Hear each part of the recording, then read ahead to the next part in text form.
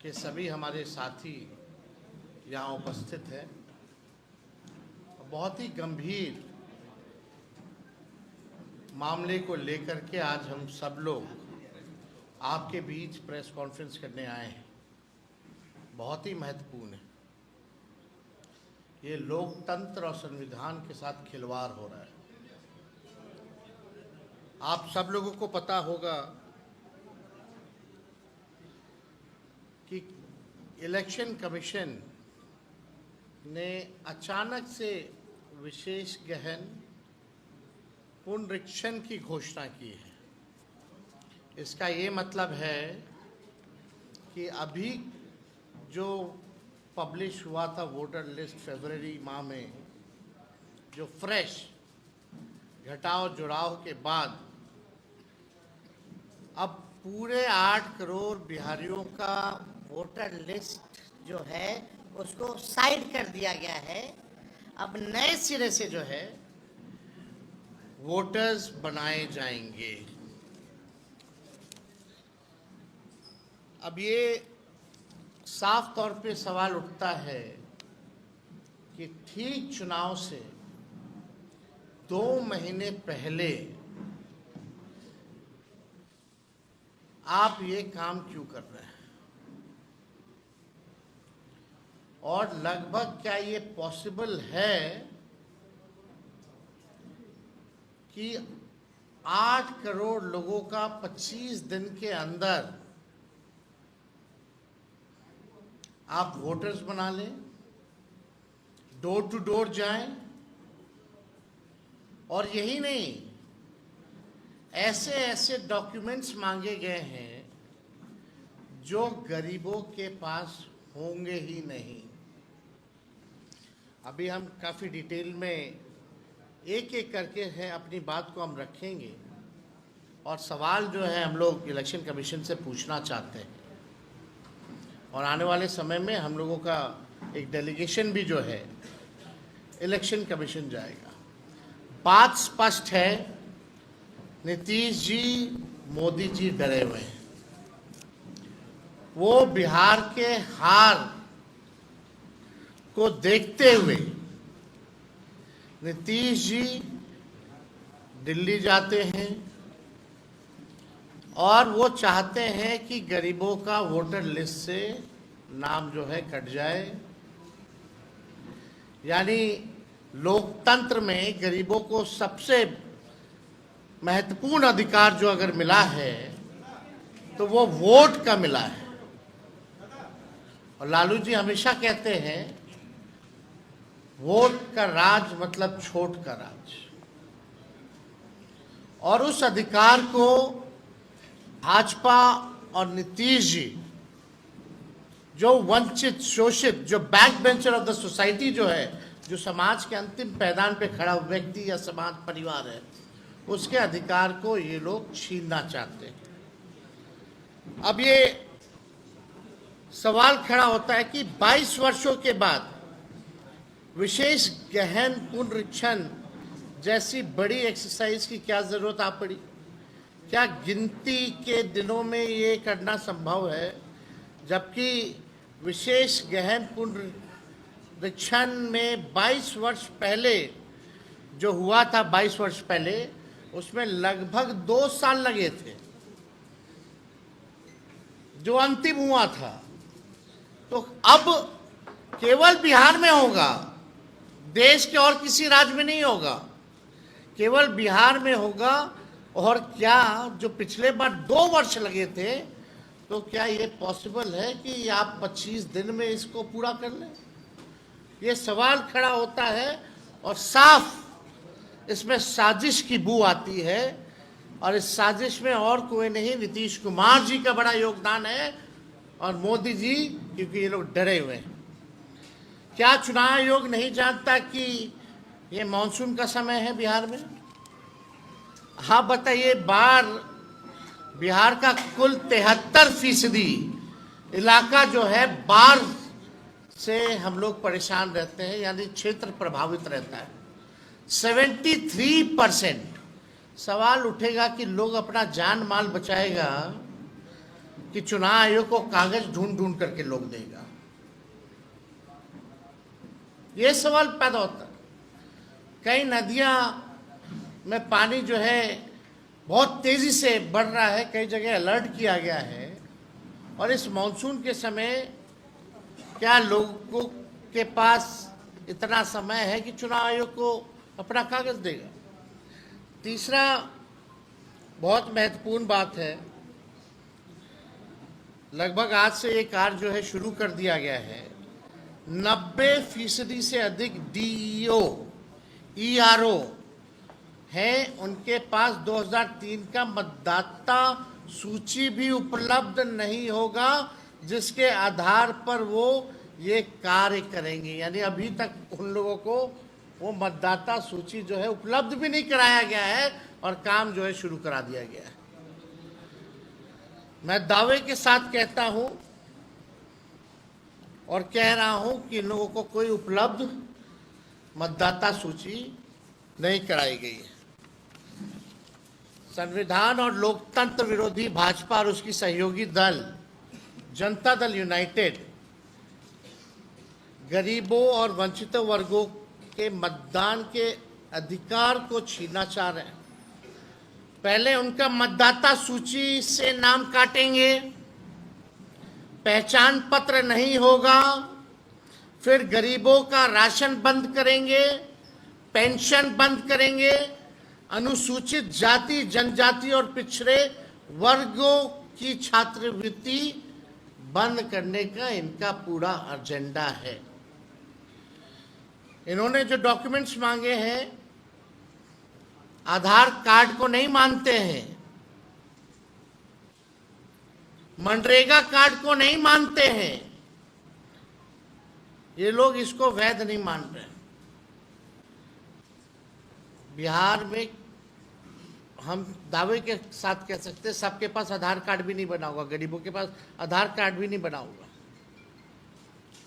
लेकिन ये आधार कार्ड को भी नहीं मान रहे हैं। अब इसमें कौन कौन सा डॉक्यूमेंट लगेगा हम आपको बताएंगे, लेकिन आप बताइए, कुछ दिन पहले ही चुनाव आयोग का एक एक्सरसाइज था कि वोटर लिस्ट और आधार कार्ड को लिंक किया जाए ताकि डुप्लीकेसी ना हो। तो आप आधार कार्ड को क्यों नहीं मान रहे इसमें?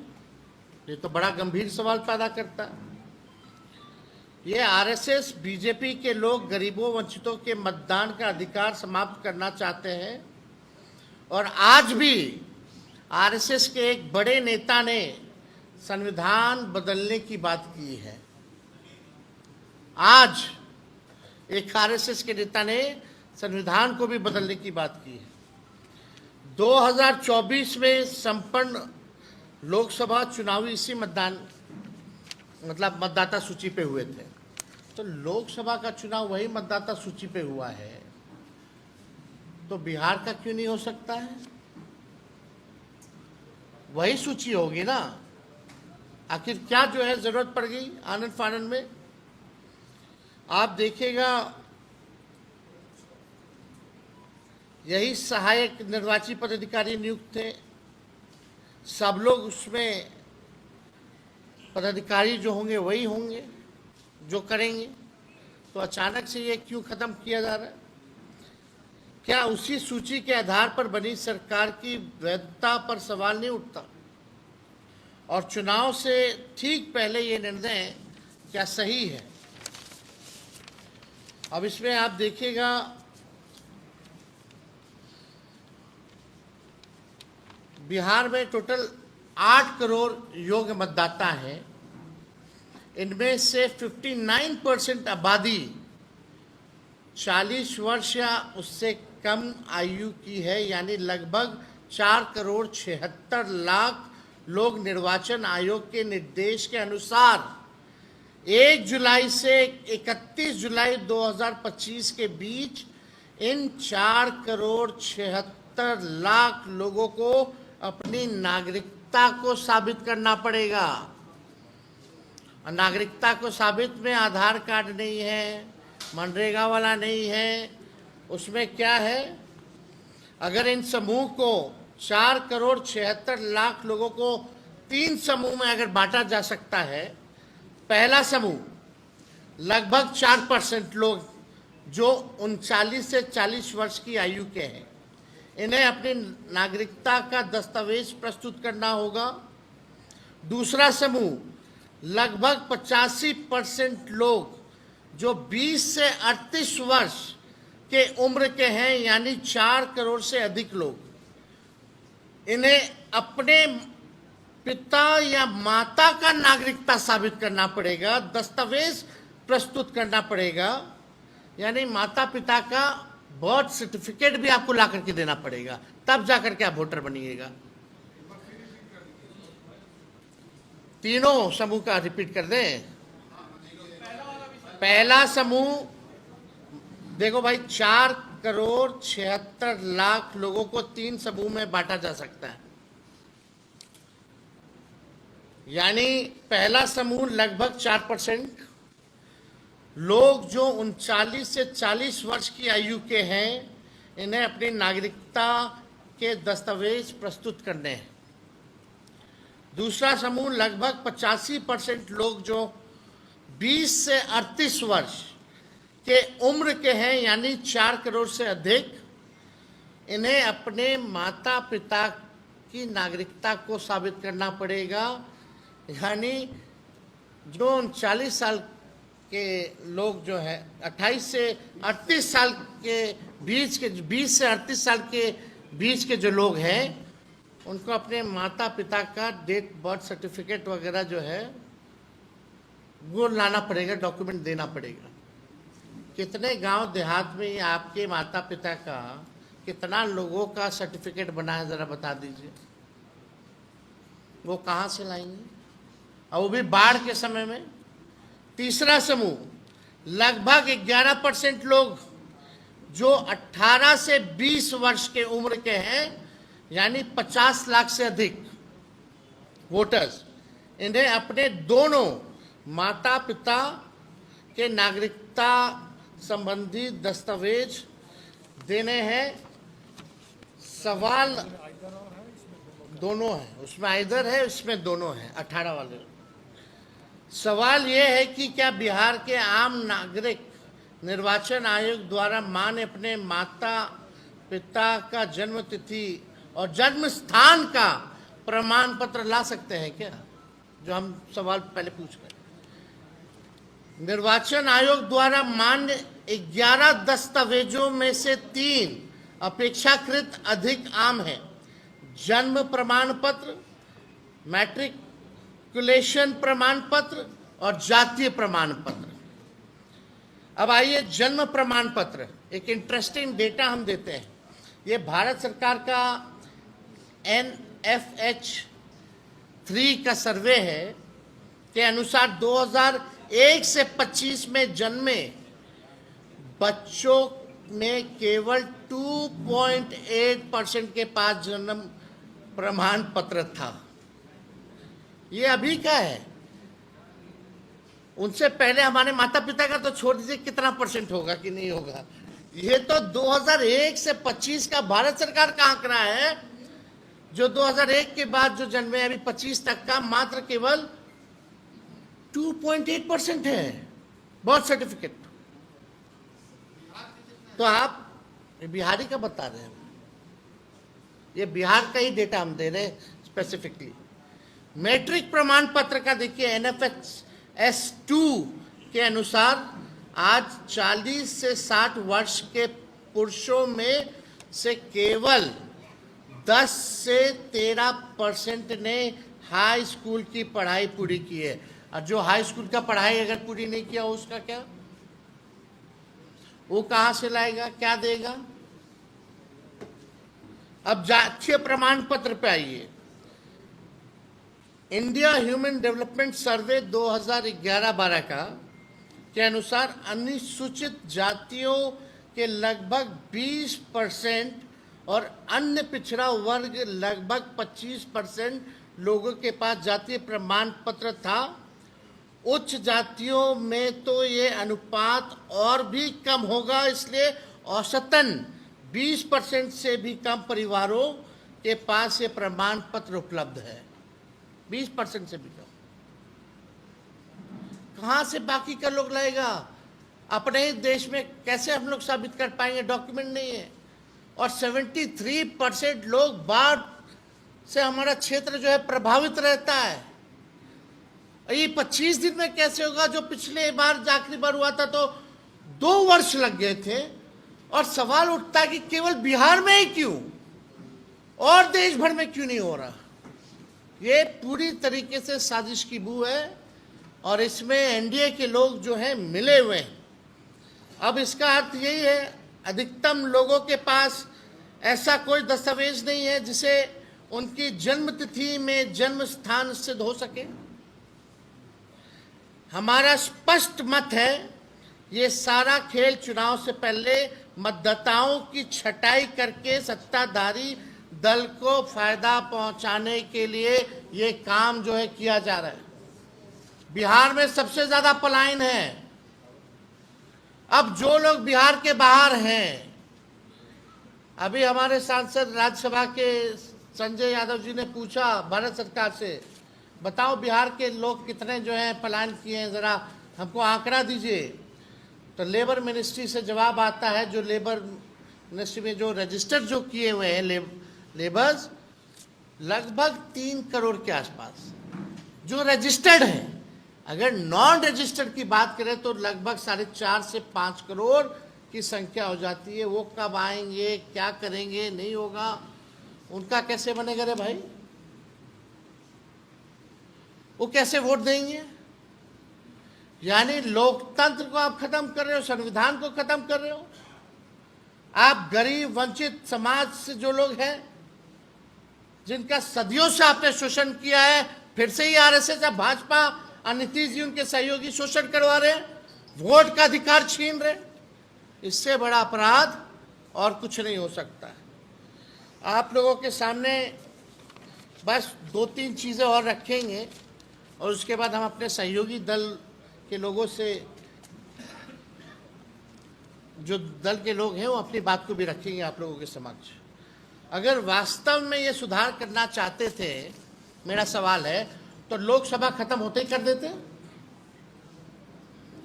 लोकसभा का चुनाव खत्म होते ही क्यों नहीं कर दिया? मतलब आप इंतजार कर रहे थे कब 2 महीना बचेगा बिहार के चुनाव का, कब बाढ़ आएगा तो हम साजिश के तौर पे छटाई करेंगे ताकि सत्ता में बैठे लोगों को फायदा पहुंचाएं। हम लोकतंत्र में विश्वास करते हैं, लेकिन किसी भी साजिशन बदलाव को बर्दाश्त नहीं किया जाएगा।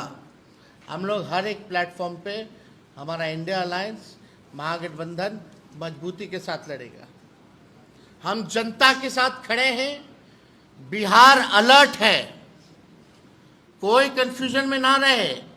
बिहार के लोग राजनीतिक सामाजिक रूप से सबसे जागरूक प्रदेश है और ये साजिश को देखते हुए बिहार और हर एक बिहारी जो है अलर्ट है। ऐसा गलती मत कीजिएगा कि भुगतना पड़े। जब जनता खड़ी हो जाएगी तो अच्छे से अच्छे हिटलर जैसे तानाशाही हो या कोई हो, सबको जो है सबक सिखाने का काम किया है। किसी भी कीमत पे, किसी भी कीमत पर हम चुनाव आयोग की मनमानी को हम लोग चलने नहीं देंगे। जनता तैयार है और जो अधिकारी इनके हाथों में खेलेंगे उन्हें भी जनता देखने का काम करेगी। हम निर्वाचन आयोग से पारदर्शिता की मांग करते हैं, होना चाहिए। और एक और इंटरेस्टिंग बस डेटा हम देना चाहेंगे। अभी हम लोगों ने 17 महीने की जो हम लोगों की सरकार थी, हम लोगों ने जाति आधारित गणना कराया और उस जाति आधारित गणना में लोग डोर टू डोर गए, सवाल केवल पूछा, कोई डॉक्यूमेंट नहीं मांगा। उसमें लगभग 9 से 10 महीने लग गए। इसमें तो ऐसे ऐसे डॉक्यूमेंट कहां से बनवाएगा लोग, कितनों के पास है ही नहीं। और 25 दिन में कैसे पूरा हो जाएगा?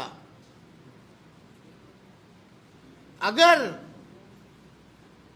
2 महीने में आप 8 करोड़ लोगों का सूची, मतदाता सूची बना सकते हो, तो 2 महीने के अंदर जाति जनगणना पूरे देश में कराइए। ये हम लोगों की मांग है, कराइए। फेज वाइज क्यों कर रहे हैं? भारत सरकार के अनुसार बिहार के 2,90,00,000 मजदूर, जो हमने आपको पहले भी बताया, वो बाहर है, पलायन है। उनके लिए क्या व्यवस्था है? जो पलायन करके जो भी मजदूर गए हैं, उनके लिए कोई व्यवस्था तो होनी चाहिए ना। क्या है व्यवस्था?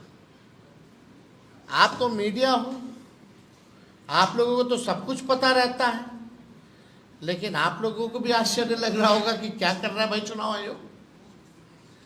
ये तो मजाक उड़ा रहे हैं, संविधान का मजाक उड़ा रहे हैं, लोकतंत्र का मजाक उड़ा रहे हैं, गरीब बिहार के मतदाताओं का मजाक उड़ा रहे हैं, उनका हक अधिकार छीना जा रहा है। ये बहुत गंभीर मसला है, इसलिए इस साजिश को हम लोग सहन नहीं करेंगे। अब पूरा बिहार अब बिहारी अलर्ट है, और हम चाहेंगे कि कांग्रेस के प्रदेश अध्यक्ष जो हैं अपनी बात को रखें। Thank you. हेलो, बहुत धन्यवाद तेजस्वी जी।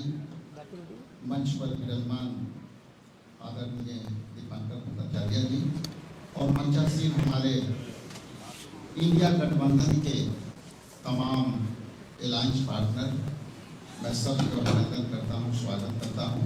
यहाँ उपस्थित सभी इलेक्ट्रॉनिक्स मीडिया, प्रिंट मीडिया के साथियों को भी अभिनंदन करता हूं।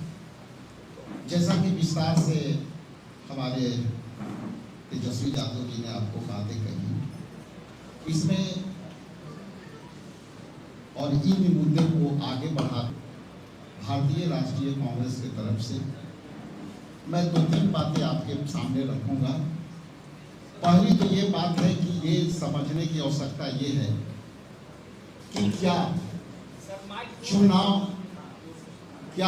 ये चुनाव के समय मात्र 2 महीना रह गए हैं और लीगल तरीका से, जैसा कि महाराष्ट्र में अनलीगल तरीके से वोटर लिस्ट में ऐड किए गए थे और महाराष्ट्र के चुनाव अनलीगल तरीके से वोटरों को ऐड कर करके और पूरी वोट को प्रभावित किया, और उसी वोट के बदौलत महाराष्ट्र में एनडीए सरकार अपनी बनी। आप जैसा कि जानते हैं कि वहाँ एक शैक्षणिक इंस्टीट्यूशन में 6,000 लगभग वोटर वहां पढ़े और वो साबित हो गया कि वहां पे अवैध तरीके से वोटर बनाया गया। अब ये बिहार में चुनाव है 2 महीना बाद, और जिस तरह से अधिसूचना 1 दिन पहले आई, आप सोच सकते हैं कि जो काम करने में जो है 22 महीना लगते हैं, 5 साल भी लगते हैं, उसको आप 2 महीना में कैसे करेंगे। तो इसको मैं महाराष्ट्र से जोड़ते हुए मैं 2 बात कहूंगा कि पहली तो ये कि महाराष्ट्र में आपने इलीगल तरीका से वोट को फ्लोटिंग वोट डाला और बिहार में लीगल तरीका से वोटर को बाहर करना। विस्तार से हमारे तेजस्वी जी ने कहा, तो यहाँ लीगल तरीका से आप हमारे वोटरों को, जो उनको लोकतंत्र में दिए अधिकारों को आप जो है वंचित करने का जो साजिश किया है, इंडिया गठबंधन के तमाम साथी हम जो है इसका प्रतिकार करते हैं, विरोध करते हैं, और ये संविधान के विरोध जो काम है वो इलेक्शन कमीशन जो है ये केंद्र सरकार के दबाव में जैसा कि काम करते आया है, ये वही तरीका है जिस तरह से सारे इंस्टीट्यूशन को एनडीए में समर्थित केंद्र सरकार इसको अवैध तरीका से जो है काबिल कराने का काम करती है। इसलिए हम लोग इसको कड़ी प्रतिकार करते हैं और अवैध तरीका से जो है हमारे वोटरों को जो है डाइल्यूट करने का प्रयास है, उसको हम लोग विरोध करते हैं। कुछ टेक्निकल बातों के लिए हमारे ऑल इंडिया कांग्रेस कमेटी के जो यहाँ प्रवक्ता हैं पवन खेड़ा जी कुछ बातें टेक्निकलिटी पर वो विस्तार से कहेंगे। मैं उनको माइक सौंपता हूँ। है बंद कर है। नमस्कार साथियों, वैसे हमारे तेजस्वी जी ने लगभग तमाम टेक्निकल बातें आपके सामने रख दी हैं और दोहराने से कोई लाभ नहीं है। वो कहते हैं ना कि जब गीदड़ पे संकट आता है तो वो शहर की तरफ, जब एनडीए पर संकट आता है तो चुनाव आयोग की तरफ। गांधी जी के 3 बंदर थे, वो न बुरा देखते थे, न बुरा कहते थे, न बुरा सुनते थे। मोदी जी के भी 3 बंदर हैं, वो न सच सुनते हैं, न सच देखते हैं, न सच बोलते हैं। वो है चुनाव आयोग। चुनाव आयोग पर दबाव इंडिया गठबंधन लगातार बना रहा है।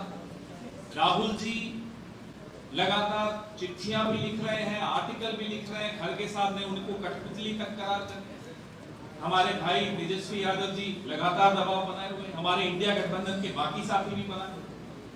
जवाब भारतीय जनता पार्टी से आता है।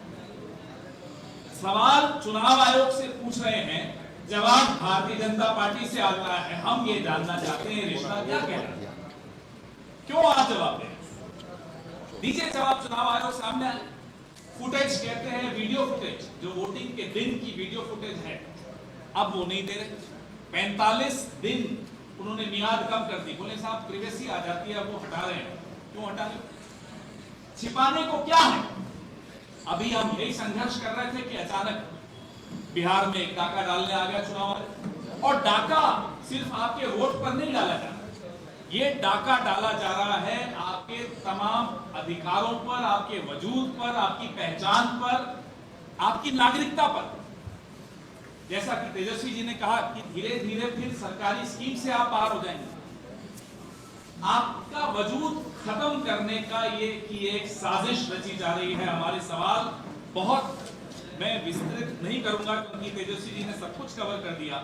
जो हमारी आपत्ति है वो पहली ये है कि जुलाई 1, 1987 और दिसंबर 2, 2004 के बीच में भारत में जो पैदा हुए हैं, उन्हें अपने माता या पिता का बर्थ सर्टिफिकेट, कहां पैदा हुए, कब पैदा हुए, ये क्यों देना पड़ेगा? अब तक तो नहीं था। नंबर 2, दिसंबर 2, 2004 के बाद जन्मे हुए लोग, ये आजादी के बाद पैदा हुई दूसरी पीढ़ी पे आ रहे हैं। पहली पीढ़ी को भी प्रमाण देना पड़ेगा, दूसरी पीढ़ी को भी। आजाद भारत में पैदा होने वाली दूसरी पीढ़ी से ये प्रमाण मांगा जा रहा है।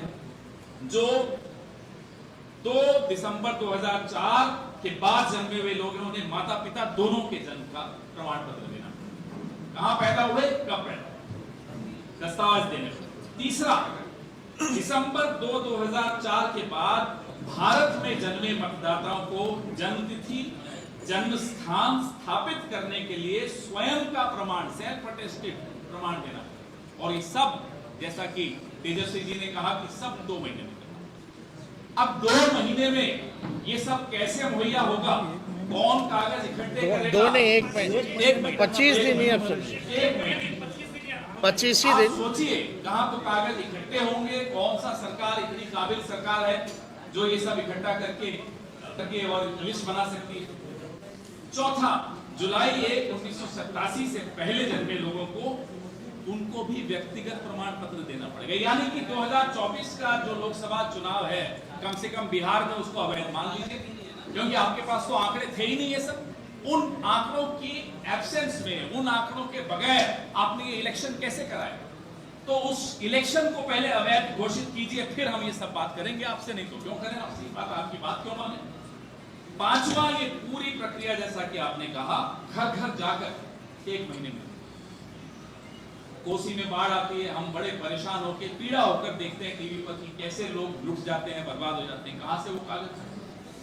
तो ये सारे सवाल हमारे इंडिया गठबंधन के, जो तेजस्वी जी ने आपके सामने रखे, जो हम सब ने आपके सामने रखे, हमारे प्रदेश अध्यक्ष ने आपके सामने रखे।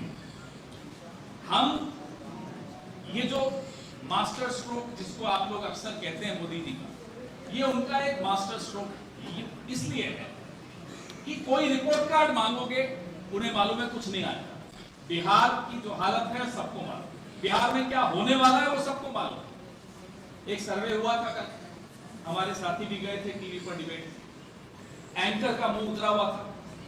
बोला क्यों मुंह क्यों उतरा? बोले सर्वे देखिए चुपचाप टीवी शुरू होने से पहले, डिबेट शुरू होने से पहले, उस सर्वे में मोदी जी और एनडीए की जो हालत है, ये सब उसी सर्वे, उसी हकीकत का नतीजा है कि चुनाव आयोग का टूल किट यहां सक्रिय कर दिया गया है।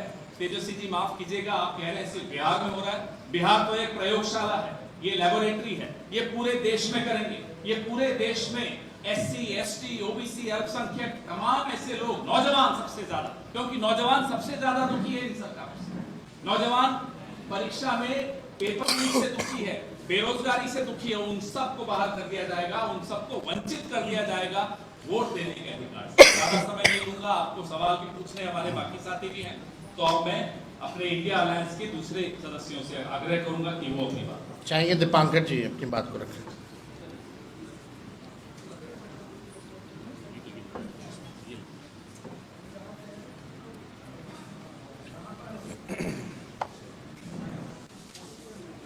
क्योंकि जो पहला सवाल खड़ा होता है, अचानक चुनाव आयोग ने घोषणा की। जो हम समझना चाहेंगे चुनाव आयोग से कि क्या चुनाव आयोग के दिमाग में पहले से ये बात थी कि बिहार के चुनाव से पहले पूरे सघन पुनरीक्षण के नाम पर 80 करोड़ 8 करोड़ मतदाता, उनके एक एक की जांच करेंगे, एक एक का पूरा जन्म प्रमाण पत्र लेंगे। अगर पहले से चुनाव आयोग की प्लानिंग में ये बात थी, तब दिल्ली में जो तमाम पार्टी के लोगों को बुला करके वर्कशॉप किया गया, तो सबसे बड़ा सवाल तो यही था। चुनाव की तैयारी के लिए सबसे बड़ा कार्यक्रम यही है, तो इसके बारे में एक बार कुछ कहा भी नहीं गया। पटना में मीटिंग बुलाई गई, कोई बात नहीं हुई। और अगर ये पहले से प्लानिंग था और उसको छुपा के रखा गया था, तो ये बेहद आपत्तिजनक है। और अगर ये कोई आफ्टर थॉट है, अचानक चुनाव आयोग के दिमाग में ये बात आई कि बिहार के चुनाव से पहले ये कर लिया जाए, इसका कारण क्या है? 1952 से हिंदुस्तान में चुनाव हो रहे हैं, 75 साल, और सैकड़ों चुनाव हो चुके हैं, और बिहार को प्रयोगशाला, क्या मैं तो कह रहा हूँ, गिनी पिग बनाया जा रहा है, बिल्कुल गिनी पिग बनाया जा रहा है। तो बिहार के, हमें लगता है कि ये किसी पार्टी का सवाल नहीं है, हर नागरिक का सवाल है।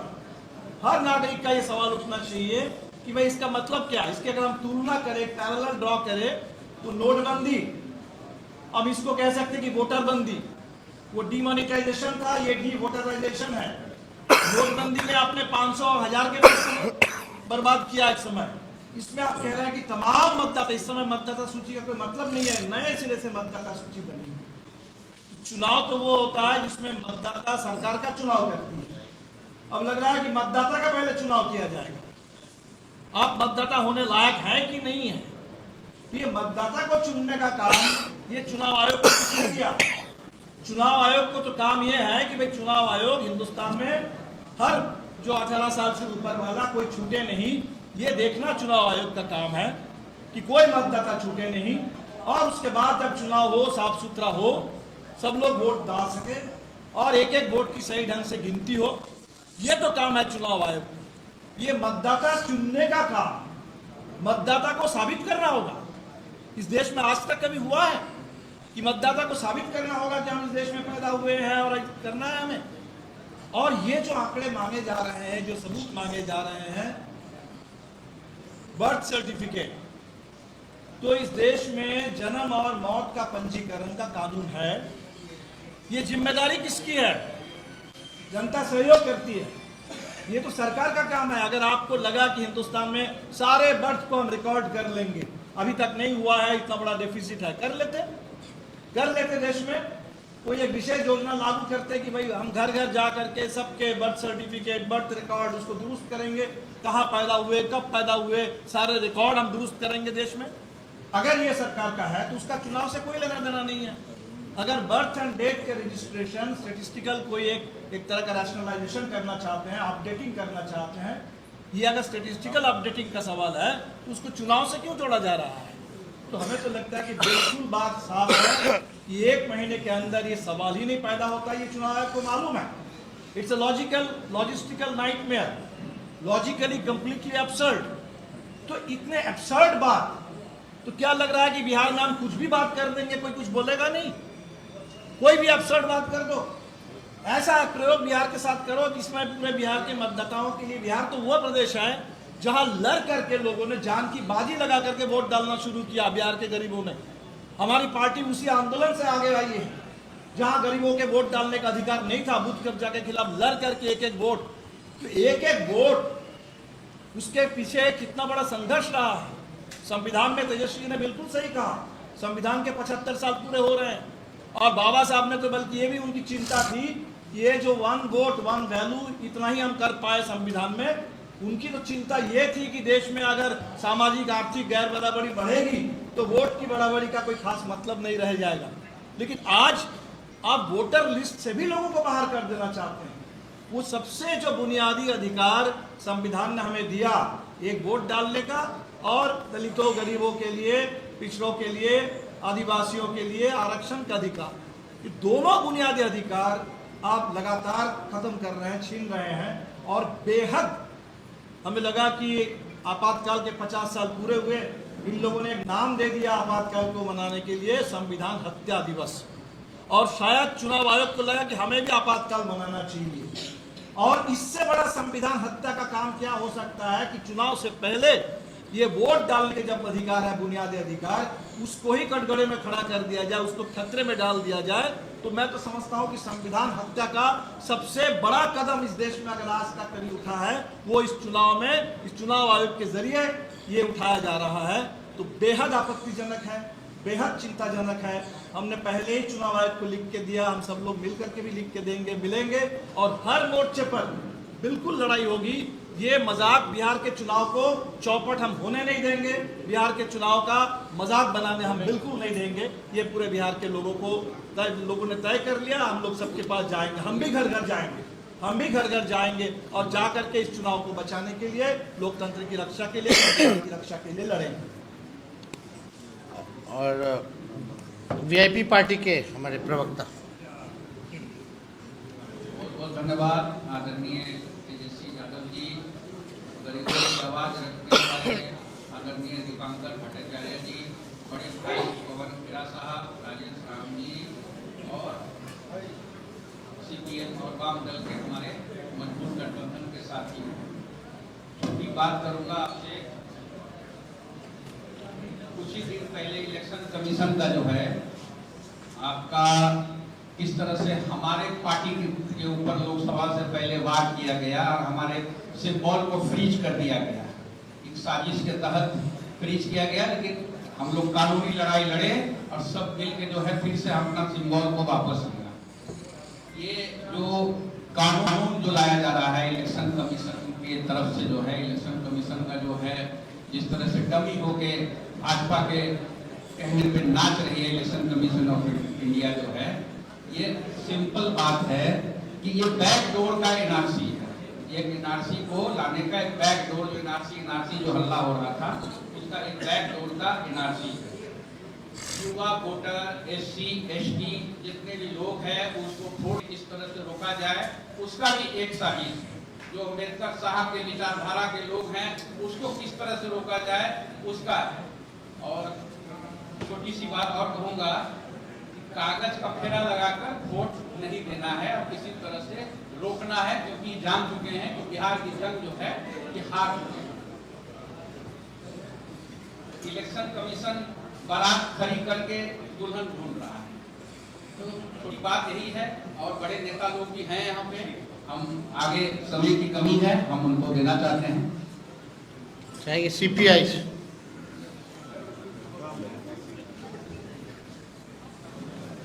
है हमारे इंडिया महागठबंधन के कोऑर्डिनेशन कमेटी के अध्यक्ष तेजस्वी जी और गठबंधन के तमाम मित्र दलों के साथियों, बातें सभी आ चुकी हैं, इसलिए मैं सिर्फ 2 बातों की ओर इशारा करना चाहता हूँ। 2 बात।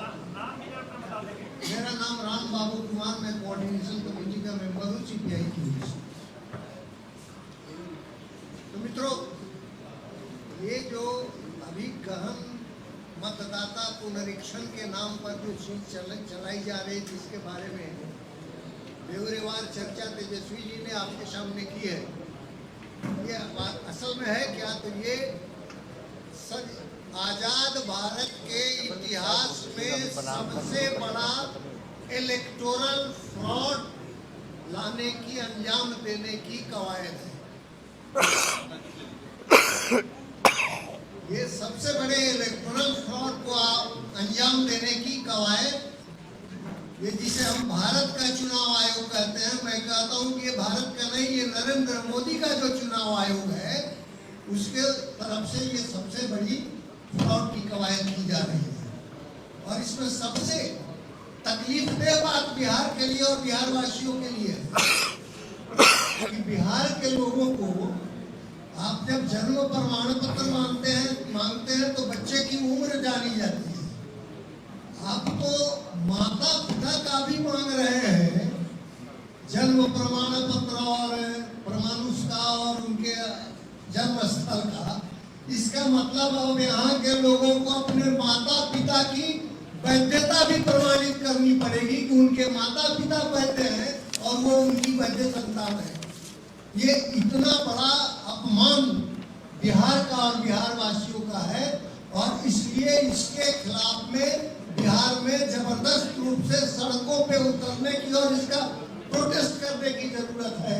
सिर्फ कानूनी विरोध से ये काम नहीं होने वाला है, क्योंकि ये बिहार के लोगों को अपने इस अपमान का, उनके साथ जो भेदभाव बढ़ता जा रहा है, जो सबसे बड़ा इलेक्टोरल फ्रॉड हो रहा है, लोकतंत्र और संविधान के साथ जो ये सबसे बड़ा खिलवाड़ होने जा रहा है, इसके विरोध में हमको इकट्ठे होकर के मैदान में उतरना पड़ेगा, उसकी तैयारी करनी पड़ेगी।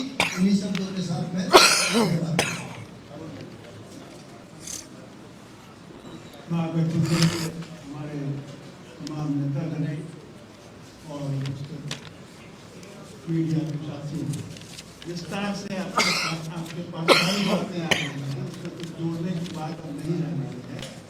पिछले 11 साल जो मोदी की सरकार है, इसने जिस तरह से संवैधानिक संस्थाओं को पूरी तरह से उसका अपहरण कर दिया, वहाँ पर आरएसएस में प्रशिक्षित लोग आज इसको मैन कर रहे हैं और उनका जो एजेंडा है उस एजेंडा को, और एजेंडा सब लोगों से छिपा हुआ नहीं, वो एजेंडा है उनका जो गोलवलकर जी ने और सावरकर जी ने उनको बतला के कहा है, उस एजेंडा को लागू करना है, मनुस्मृति को लागू करना है।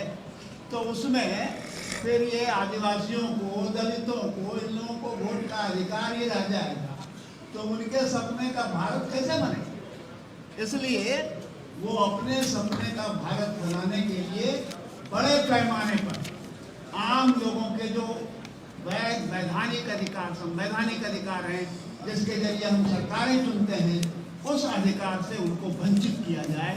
और ये साजिश है। और बिहार में ये बात बगैर जो पॉलिटिकल पार्टीज हैं उसके सहमति के बगैर आपने घोषणा कर दी कि आप ये करने जा रहे हैं, और इस 1 महीने में 25 दिन में आप इस काम को पूरा करने जा रहे हैं। ये इतना बड़ा फ्रॉड है। हम तमाम लोग जो इस देश में जो कॉन्स्टिट्यूशनल फ्रेमवर्क है, उसका जो धर्मनिरपेक्ष जनतांत्रिक चरित्र है, उसकी हिफाजत के लिए सड़कों पर जाएंगे, संघर्ष करेंगे और ये काम नहीं होने देंगे। इनको इतिहास से सबक लेने की जरूरत है। अगर सबक नहीं लेंगे तो इनको बदलना पड़ेगा। धन्यवाद। बहुत बहुत धन्यवाद। कोई सवाल है तो पूछ सकते हैं, एक एक करके एक के पीछे। एक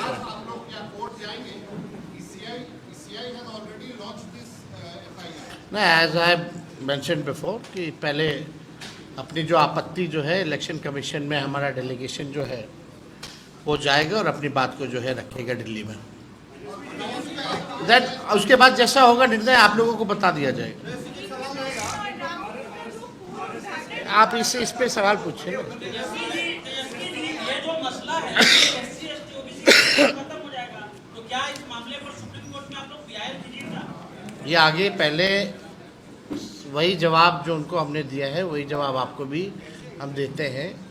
पहले इलेक्शन कमीशन डेलीगेशन जो हमारा इंडिया अलायंस का है वो जाएगा, अपनी बात को रखेगा। इलेक्शन कमीशन को इस मामले में क्या कहना है पहले वो देखा जाए, मेरे तरह होनी चाहिए। और ये कैसे होगा, क्योंकि विपक्ष के सवालों को जो जवाब हम इलेक्शन कमीशन से ढूंढ रहे हैं, election commission should satisfy opposition, उनको सेटिस्फाई करना चाहिए। यही लोकतंत्र है ना।